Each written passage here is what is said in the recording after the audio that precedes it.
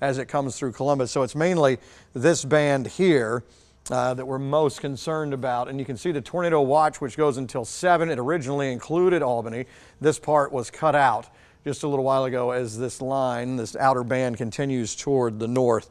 Another storm, let's see, is just outside of Telfair and Wheeler in Jeff Davis County in the Hazelhurst area. I'm just going to show you this. If it were to continue, this would be one that we'd have to watch maybe toward Lumber City in a little bit and then more toward Wheeler County. This storm looks like it's got a little bit more bite to it. Let's see if we can get a little bit of a look here. Again, we're kind of stuck in between radars on this one. Tell you what, let's just focus in on the one that is in Dodge County. Even though we're not seeing a ton of rotation, it's almost very hard to pick out at this point. And technically, the warning goes until 4:15. That is another 30 minutes from now. But if you watch this for yourself and you play meteorologist, you can see where the dilemma comes in. I talk about it a lot, kind of like the game whack-a-mole, where you'll hit one and you're like, bam, there's a warning there, there's a spin, and then you'll see a little rotation somewhere else, and then this one will fall apart, and then maybe you see another one. You look at these little ripples that are within this outer band, and you can see where the dilemma comes in, where you just see kind of ripples, little dimples in the line. It shows where maybe there's a little bit of a flare, a little bit of a spin, rotation here or there. This is the one that has the warning for it, though, and there was there for a scan or two.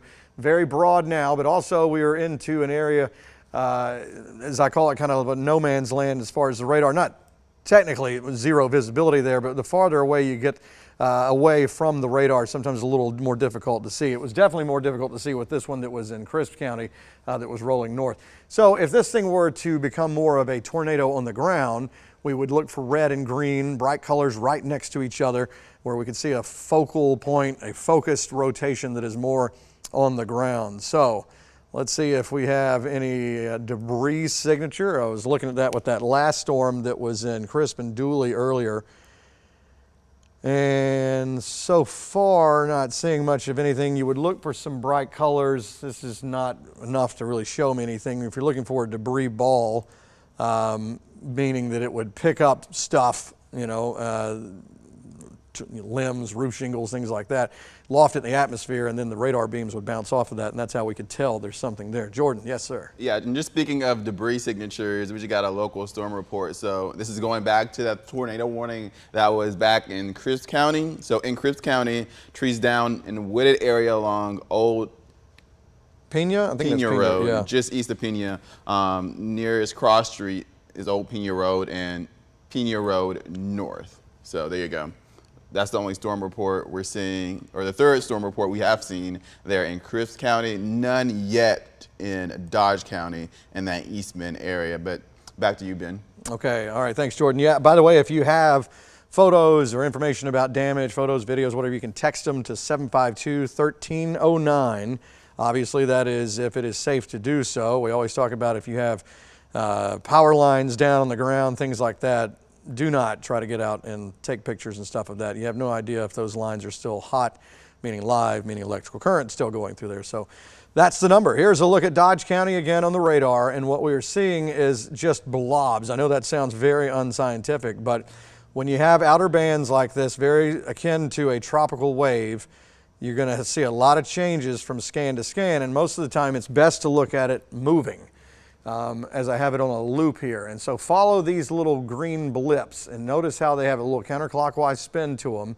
And again, this is the challenge if you're in the hot seat in a National Weather Service office and it's your job to issue warnings, is looking at one going, well, it's got a little bit of rotation and it flares there for just a little bit right about there. It gets really bright. So let's issue the warning. Well, now we're going until 4:15. That's 25 minutes from now. And clearly the rotation is already starting to broaden out. But then you could look at it the next scan and it's back tight again. So in other words, we just kind of err on the side of there could be something on the ground, or maybe will be if you're in Dodge County. If you're in the Eastman area, just go ahead and get your plan in place, centermost room of the house. Again, this may just be a storm that rides by with some rain, maybe a rumble of thunder and some gusty winds, and that's about it. But we could be in a brief moment where it spins for just a little bit. So again, these are not massive tornadoes that are on the ground or something like that. I'm not trying to diminish it. I'm just saying that if you're for those who are really sensitive to it, or kind of freak out with weather like this, this is just calmly take the plan you would do and go to the centermost room of the house. We'll get this on through here and be done with it. Once this line rolls on off toward the north, the tornado watch will be canceled along with it as it goes on up. Again, if you were in Crisp County a little bit earlier, this is the one that was heading north-northeast and then took a right turn and is floating somewhere over Hawkinsville now as rain and some rotation in there, but it's just a broad-based rotation of that section of the line. Okay, so let's go back to reflectivity mode. This is normal, what you would see on a radar, so you can get an idea. Sometimes there's enough of a spin going on there where you can actually see the hook. Now, in this case, I think I'm in those little pendant shapes, all right? So you see these where they kind of just hang down here, coming out of Abbeville and heading toward the north. It's in those where sometimes you'll see some rotation. And again, can't drive home the word brief enough because they'll show up. Sometimes you'll go back and look and see trees down or power lines down in some spots where you never saw it. It was in between scans, just in that few minute period between the radar going around and scanning and getting new data. So that's how quickly these things can spin up and then they're gone again. So having said that, let's go back in and check on that velocity again. And it is very broad. So it could be one of those cases where the National Weather Service lets this ride. Let's see. All right, so this is from Peachtree City. Thankfully, rotation has weakened over southern Dodge County. Still monitoring, but may cancel the warning soon if weakening continues. Well, we just talked about that. So there is that, and I wouldn't be surprised to see them drop this. Unless something spins back up, I don't see this going until 4:15. Let's see, we do have more damage from Crisp County.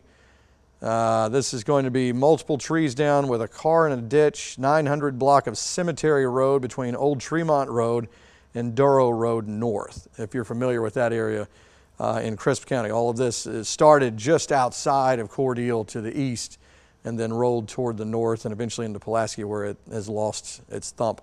So again, this is one of those kind of days where you may see us pop on, and even with the 5 and 6 o'clock shows coming up in a little bit, as this stuff moves northward, we may jump in for a second and say, hey, look, here's a tornado warning going on, and then we look at the next scan and you're like, well, that was that. I mean, it spun up for a little bit and then things kind of broaden back out. And that's what's happening with this. And doesn't mean that in the next 10 minutes this thing couldn't tighten back up for a second, but it just may not last long again when it does that. But just be on your toes if you're in Dodge County, Eastman area, as this floats toward the north. Again, if you look at a polygon, it's generally shaped this way on purpose, kind of showing the direction in which this is heading. But sometimes with a tornado, you will see these turn right just a little bit here. And we saw that with that one in Crisp and Dooley just a little bit earlier. So now we're just awaiting word to see if this warning is going to be canned. Here is the big picture. Again, if you're just joining us, it lacks all of the pieces to be a full tropical system here, but clearly there is rotation going on way over here. So you're talking about an area of low pressure in Mississippi, and if you thought of it in tropical terms, these are outer bands coming up from the south, so you may even be looking at this rain coming in from a different direction of your house going, well, it usually comes from this way, toward the west or northwest. This is rolling in from the south, moving due north, and it's that east side, the dirty side of a storm that we usually refer to in tropical days, in the northeast quadrant, those kind of areas where it comes in with a little bit of a thump, and that's where that tornado watch is this afternoon. So let's go back in and check velocity again as we await word from the National Weather Service. Again, that tornado warning technically goes until 4:15, but even if you look at it for yourself, it's right in this area here, and they just trimmed it back. So it looks like what they did is they took out the southern part and they're leaving this for now. And I heard the little beep, so let's see. Continues. Tornado warning for Dodge until 4:15. A severe thunderstorm capable of producing a tornado was located 4 miles northwest of Rhine or 4 miles northeast of Abbeville, moving north at 20. So the thinking is still there, though, to watch this to see if maybe canceling it before 4:15. But it looks like at this point they're going to continue it and just trim off some of the southern parts as it has left Wilcox County. So we'll go back in and check velocity mode again, and you can see a little bit there. Again, it's easier to see with it moving than just sitting still like that, because you can follow this with your eyes and see kind of a spin going on right here. So this would be in the green, rain, or wind heading toward the radar, which is up here. and then away from the radar. So there's your counterclockwise spin like this. Now again, if you had a full-fledged tornado, the hey, look at me, I'm a tornado thing on the ground, it would be really bright green, but with some really bright red right next to it, which shows the wind in a totally different direction, one going toward the radar and one going away. It's really that simple. That's how the radar works. It just shows you with the particles in the air, the rain, which way is all this stuff moving. And you can tell with what's forcing it in that direction. That's how you can see basically the wind. So there is the big picture. If you were looking off into Telfair and Wheeler counties, if you're concerned about that storm that is off toward your south and east, that one is doing a pretty good bit of right turning going on here. It was moving a little bit toward the north, and it has started to shuffle even more toward Hazelhurst like this. So if this continues, this will cross the river and go on over and stay maybe just outside Wheeler County if this one continues this way. But if you're in Lumber City, at least some gusty winds with this. But again, keeping an eye on the kind of track, which is bending a little bit like this, heading more toward Hazelhurst. So that's a storm we'll keep an eye on. The other parts of the line, again, occasional flares you'll see in there. If you look in this area, this is looking pretty calm, not much going on with this. Pretty benign as you get on up through here. This is that one that came through Crisp County, which we keep talking about. There's damage down there, mainly east of Cordele and in parts of Crisp County. And I believe our Anthony Montalto is on the way in the storm lab down there to check that out. So we'll have details coming up in the 5 and 6 o'clock news. But again, you'll see little ripples like this one right here, which is kind of on the Wilcox-Pulaski line heading toward Dodge. Not enough screaming here going on with it to say tornado warning. And really, if you just looked at this on its own, you would look at it and say, well, you know, there's some broad rotation here, but we'll keep an eye on it. But as far as, since we've already had a warning, you know, they're staying with it because it did have a history of rotating there for just a little bit. Let's see. As we go into storm relative mode here, and you can see right about here is where it was flaring up. Let me go backwards just a second, Jordan. Hold on one second. And then right through there is where it was a little bit brighter. All right, Jordan, what you got?